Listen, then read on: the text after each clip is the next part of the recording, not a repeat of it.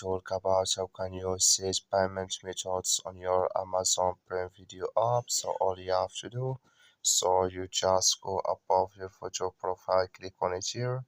When you just click on it, it's going to take you to this list here. Then all you have to do, just go above this sign, click on it here. When you just click on it, it's going to take you to this list here. Then you go down, then you click here on my account, click on it, then come to next step here. So then you click here on manage account, click on it. So then you come to next step here. Then all you have to do, just click here on set payment methods, click on it here. Then it's going to take you to this list, and here add name on card, then card number and expiration date. Then here click on add your card, then it's going to add with you. That's all you have to do. Thank you for watching. Don't forget to support us by like and subscribe.